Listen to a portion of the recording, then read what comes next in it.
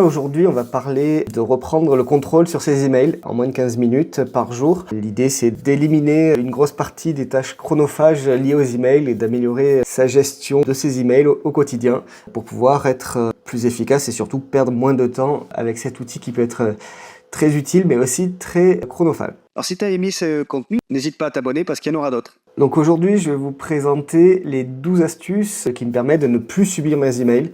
Parce que votre boîte email n'est pas votre agenda et encore moins votre to-do list. Elle ne doit pas réglementer votre journée, elle ne doit pas être le centre névralgique de votre organisation. Et le but, c'est que tu décides quand et comment tu traites tes mails et pas à chaque fois que ça fait bip, que ce soit sur le téléphone ou sur l'application. Ma première astuce, c'est de se fixer un créneau pour lire les emails.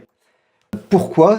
Ça sert à protéger son focus, ça sert aussi à être proactif face à la réactivité qu'on peut avoir de l'instantanéité des emails qu'on reçoit. Et ça permet d'éviter le stress et la dispersion. Comment on va fixer ces créneaux efficacement? C'est des créneaux qui servent pour la lecture et le traitement, qui sont assez courts, de 30 minutes à 1 heure maximum, on va dire. Et idéalement, il faudra en fixer 2 à 3 par jour au maximum. Donc par exemple, ça peut être 11h et 15h. Jamais en début de journée parce que le début de journée, la matinée sert à travailler sur tâches importantes, c'est ce qu'on appelle le deep work, le travail concentré.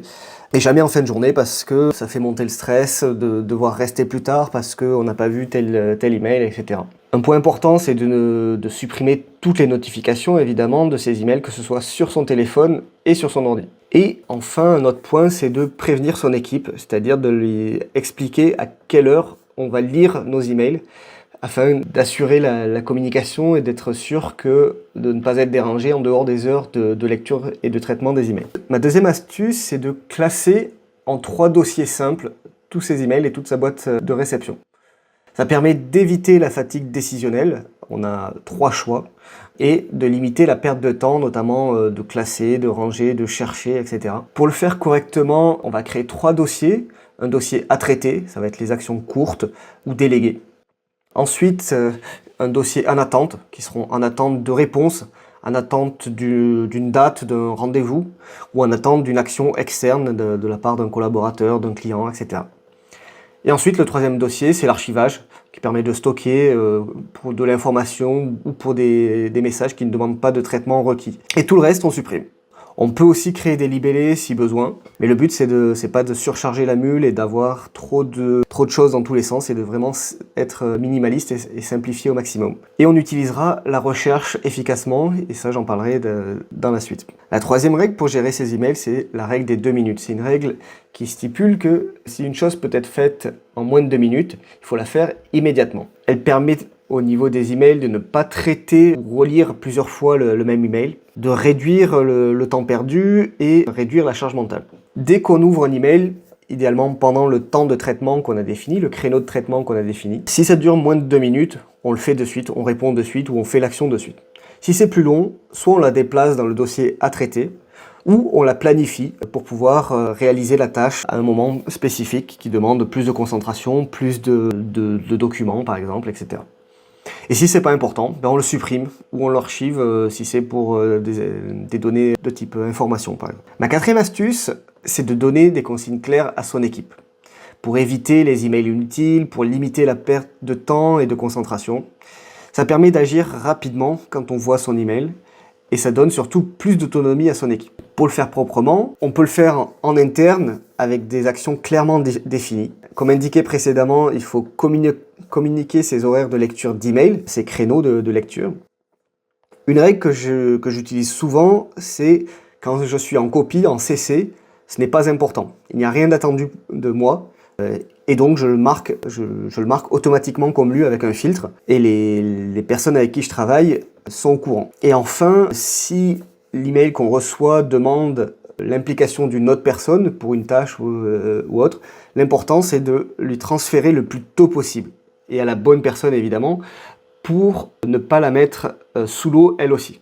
En 5, il faut comprendre que sa boîte mail, ce n'est pas une to-do list. Le but d'une boîte mail, c'est d'être clair sur ses priorités, d'avancer efficacement et de ne plus subir les priorités des autres. Alors comment on fait ça? On va utiliser la matrice d'Eisenhower sur les emails qu'on reçoit, qui permet de savoir ce qu'on va faire, si on doit agir immédiatement, planifier la tâche, la déléguer, l'automatiser ou la supprimer. Le 6e point, c'est d'utiliser des modèles d'email afin de ne plus réécrire toujours les mêmes réponses, de réduire la perte de temps et la charge mentale et d'éviter les oublis et les erreurs. Notamment quand on a des réponses régulières ou récurrentes, ça permet d'avoir un truc déjà préparé et ne pas avoir à réfléchir à le reformuler à chaque fois. On pourra créer des modèles prêts à l'emploi pour des accusés de réception, des propositions de rendez-vous, refuser poliment des choses, faire des relances clients aux prospects, du service après-vente ou toute demande récurrente qui pourrait survenir. On utilisera les outils Gmail, notamment les templates, Outlook Quick Parts.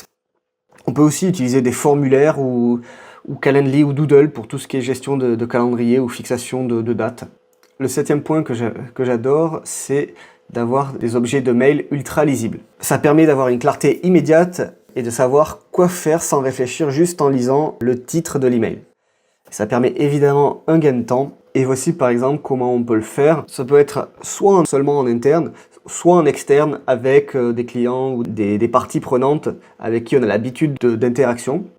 Et on peut mettre par exemple « Urgent, j'ai besoin de retour à 16h » ou « Action, préparer le pitch pour le vendredi ». Ça permet juste en un clin d'œil, sans ouvrir le mail, de savoir ce qui est attendu ou pas. Si c'est de l'info, par exemple, on n'a pas forcément besoin de l'ouvrir dans l'immédiat. En 8, on va essayer de maîtriser la recherche avancée. Ça permet de retrouver rapidement un email sans besoin de le classer auparavant, ni dans différents dossiers, etc., en dehors des 3 que j'ai présentés juste avant, puisque le tri peut entraîner des erreurs, peut entraîner de la perte de temps, etc. Comment utiliser la recherche avancée ? Il y a des opérateurs sur Gmail ou sur Outlook. Par exemple, lorsqu'on cherche un message de Paul, on va mettre from Paul, le tout attaché sans espace. Quand il y a des pièces jointes, on peut mettre as comme a en français, attachment, donc à des attachements, des pièces jointes. Le sujet de point. After, donc ça sera après telle date. On peut aussi chercher dans certains dossiers particuliers, par exemple in trash, c'est dans la poubelle, ou in sent dans les fichiers envoyés. Ça, c'est quelques notions simples. On peut en avoir un peu plus en détail en cliquant notamment sur Gmail, sur ce petit bouton sur Gmail, et en rentrant un filtre. Et une fois qu'on fait rechercher, il nous affichera les différents opérateurs qu'on peut utiliser. Par exemple, ça peut être la taille, ça peut être contient les mots, objet, etc. Et on peut créer des filtres sur certains emails en fonction de certains paramètres. Ma 9e astuce, c'est de trier automatiquement les newsletters pour éviter d'encombrer sa boîte email avec des newsletters qui ne seraient pas importantes et de pouvoir rester concentré sur l'important, être moins dérangé par les emails qui arrivent régulièrement. On va par exemple créer un filtre avec les mots, donc il faut respecter la syntaxe, entre guillemets unsubscribe, or entre guillemets se désinscrire, or entre guillemets se désabonner. En gros, ça va chercher tous les emails qui ont le mot unsubscribe, ou alors se désinscrire, ou alors se désabonner dans le corps de l'email. Et ce genre d'email, c'est généralement des emails de type newsletter. Et ensuite, à partir de ça, soit on pourra les supprimer, soit on pourra créer un filtre automatique et les marquer comme lus en les envoyant dans un dossier spécial, par exemple le dossier newsletter. Et ce qui est important, c'est de les consulter qu'une fois par semaine, par exemple. Si on est dans une optique de veille ou de recherche, etc. Ça sert à rien de se faire polluer la journée avec les newsletters. On a suffisamment à faire chaque journée. En 10, on va essayer de déléguer le tri à une assistante. Ça permet de concentrer son énergie sur les décisions, pas sur le tri des emails, pas sur la lecture, etc. C'est ne plus faire, ça sert à ne plus faire ce qui est répétitif. Et de se concentrer sur les tâches à forte valeur ajoutée plutôt que juste de la lecture ou du tri d'emails. On pourra utiliser une assistante humaine sur place ou freelance à distance, ou même une IA comme Google Gemini. Et elle pourra classer les emails, préparer des brouillons ou des réponses déjà prêtes, alerter uniquement sur les messages à haut enjeu, ou même prendre tes rendez-vous. En 11, on aura l'inbox 0 à mettre en place chaque semaine, c'est-à-dire vider sa boîte mail chaque semaine. Le but, c'est d'éviter l'accumulation d'emails inutiles et surtout le stress en voyant sa boîte mail déborder. Et de démarrer chaque nouvelle semaine en étant clean et focus au niveau de sa boîte mail. Donc chaque fin de semaine, on va dédier environ 30 minutes pour vider ses emails, archiver ceux dont on veut garder la trace, répondre ou planifier à ceux qui en ont besoin, et surtout relancer aussi ceux qui traînent, ceux qui n'ont pas avancé de la semaine. Enfin, le dernier, c'est utiliser l'IA, et notamment ChatGPT, qui permet de gagner du temps, de résumer des documents, des conversations, d'écrire des réponses et d'éviter de s'énerver. Par exemple, on va lui demander d'écrire des emails de manière professionnelle, en lui donnant juste des bullet points. On va lui demander de reformuler un brouillon pour arrondir les angles, être moins incisif. C'est très utile lorsqu'on est énervé ou qu'on a besoin de faire une réponse un peu incisive à un client ou à un partenaire. On peut lui poser des questions sur une pièce jointe ou sur la conversation directement, plutôt que de tout relire. Et on peut s'en servir pour brainstormer, évidemment. Donc voilà, c'était les 12 astuces que j'utilise au quotidien pour gagner en efficacité avec mes emails. Si tu appliques les 12, tu récupéreras des dizaines d'heures chaque semaine. Alors si tu as aimé ce contenu, n'hésite pas à t'abonner parce qu'il y en aura d'autres. Allez, ciao, à bientôt.